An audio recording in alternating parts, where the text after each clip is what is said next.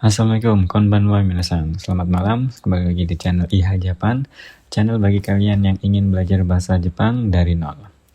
Baik, di video kali ini kita belajar pola kalimat bahasa Jepang bab 5. Jadi di bab 5 ini kita fokus pada kegiatan ikimas, yaitu pergi, kimas, datang, kairimas, pulang. Baik, langsung kita mulai aja dari pola yang pertama, yaitu nani nani he. Nah, di bab 5 ini kita belajar partikel baru, yaitu partikel he. Walaupun di sini tulisannya he hiragana, tapi dibacanya itu e. Ingat, bacanya itu e, bukan he. Nah, di sini juga kita menggunakan partikel ni. Sebelumnya kita sudah belajar partikel ni untuk menunjukkan keterangan waktu di bab 4, yang artinya pada. Tapi di bab 5 ini ketika ada partikel ni diikuti ikimas, kimas, kairimas, ni di sini artinya bukan pada, tapi artinya itu ke. Bisa digunakan salah satu. Bisa gunakan partikel e atau partikel ni aja. Digunakan salah satu, artinya sama. E di sini juga artinya ke, ni di sini juga artinya ke. Contoh. 1. Watashi wa kotoshi nihon e ikimasu. Atau watashi wa kotoshi nihon ni ikimasu. Jadi digunakan salah satu saja. Gunakan e atau ni. Jangan digunakan bersamaan. Jadi tidak boleh digunakan secara bersamaan. Digunakan salah satunya saja. Jadi artinya watashi wa kotoshi nihon e ikimasu atau nihon ni ikimasu, yaitu saya tahun ini akan pergi ke Jepang. Bisa dipahami? Selanjutnya, mai asa hachiji ni kyoshitsu e atau kyoshitsu ni kimasu. Mai asa, setiap pagi. Dari belakang, datang ke kelas pada jam 8. Datang ke kelas pada jam 8. Nah, jadi ni di sini adalah penunjuk waktu, keterangan waktu, khususnya jam. Jadi ni di sini artinya pada, ni partikel ni di sini artinya ke. Bisa dipahami? Jadi mai asa hachiji ni kyoshitsu e atau kyoshitsu ni kimasu.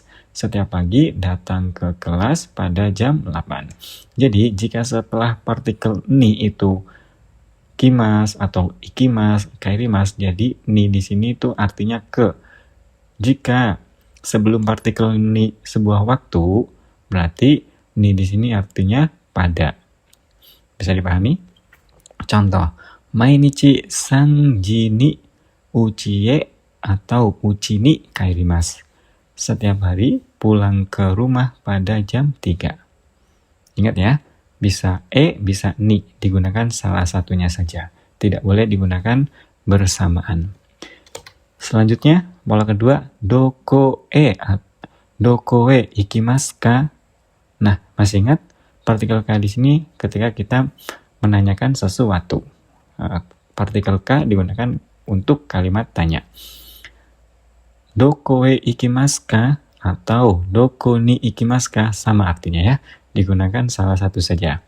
Contoh, doyobi ni doko e ikimasu ka atau doko ni ikimasu ka.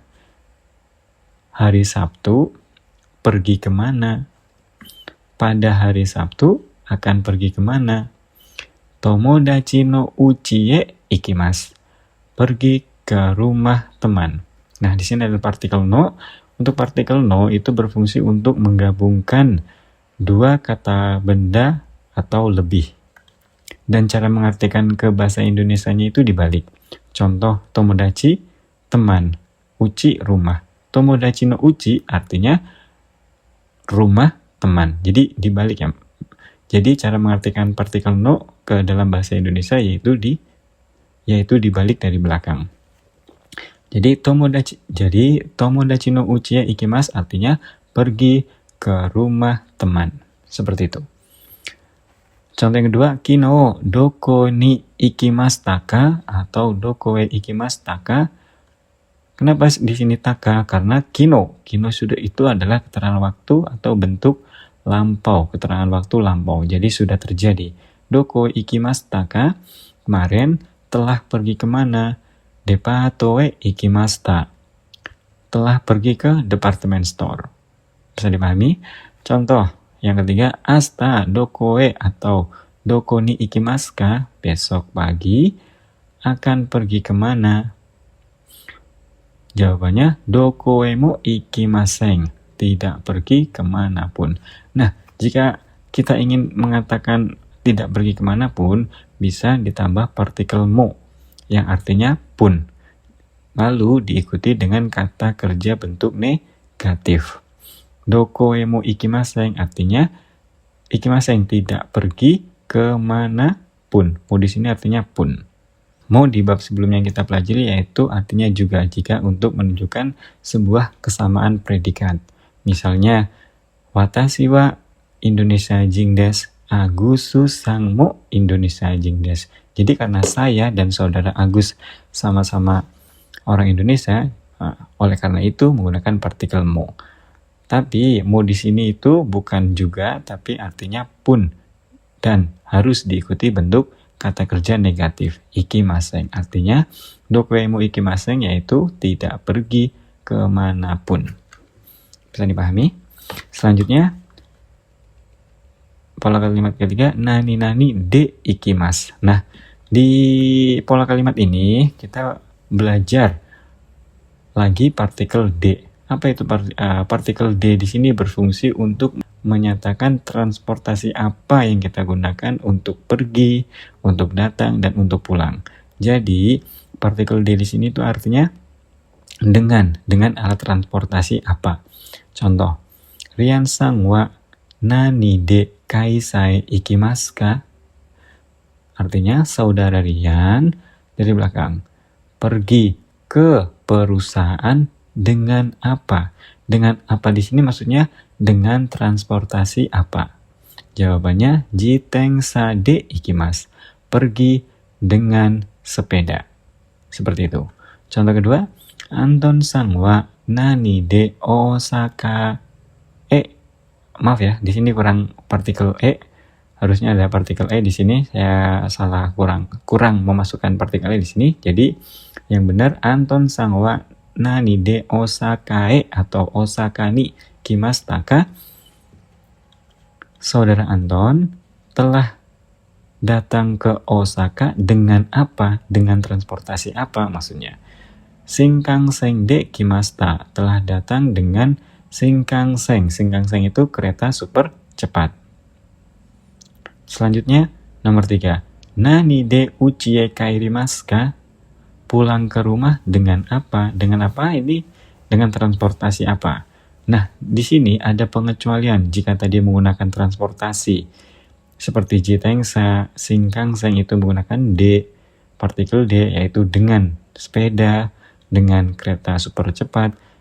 Nah, ketika jalan kaki itu bukan D, tapi aruite kairimasu, yaitu pulang dengan jalan kaki.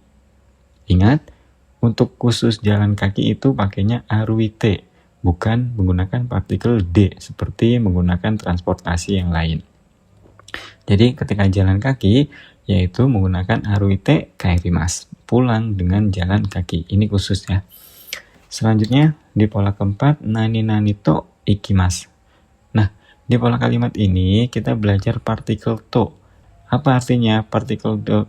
Partikel to di sini itu artinya bersama. Bersama siapa kalian melakukan kegiatan pergi, datang, dan pulang. Jadi to di sini itu bersama. Contohnya, Dareto bari e ikimasu ka? Pergi ke Bali bersama siapa? Misalnya, tomodachi to ikimasu. Pergi bersama teman.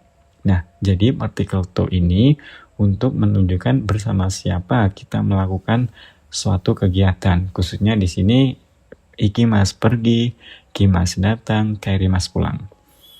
Selanjutnya, Anton-san wa dare to Rio e kairimasu ka? Saudara Anton pulang ke asrama bersama siapa? Kaisa no hito to kairimasu. Pulang bersama orang perusahaan. Seperti itu. Selanjutnya, pola kelima, itsu nani nanika. Itsu itu kapan. Nah, ketika menanyakan sesuatu menggunakan partikel ka sebagai kalimat tanya.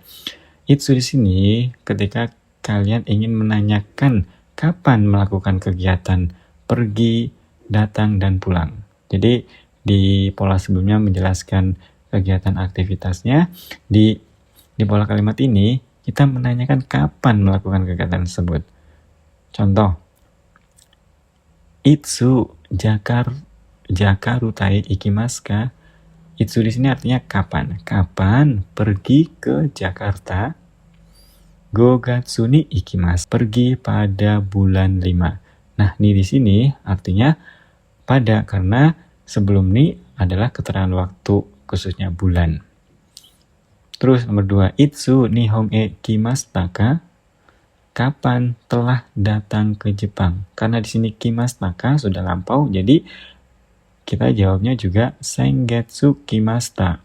Telah datang bulan lalu. Bisa dipahami? Contoh yang ketiga, Anton sang no tangjoubi wa itsu desu ka?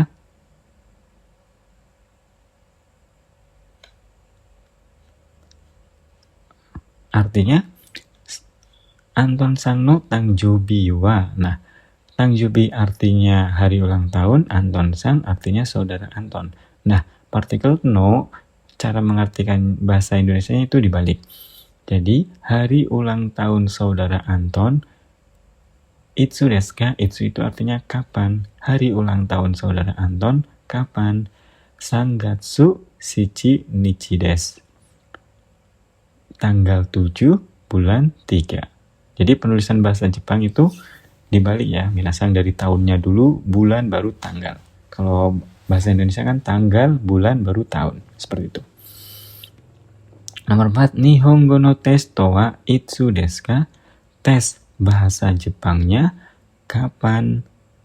Raisu no kayoubi desu. Hari Selasa, minggu depan. Bisa dipahami? Jadi itsu di sini adalah kata tanya untuk menanyakan kapan. Kapan perginya, kapan datangnya, atau kapan hari ulang tahunnya, atau kapan tesnya, itu menggunakan itsu, karena itsu di sini artinya kapan. Selanjutnya latihan.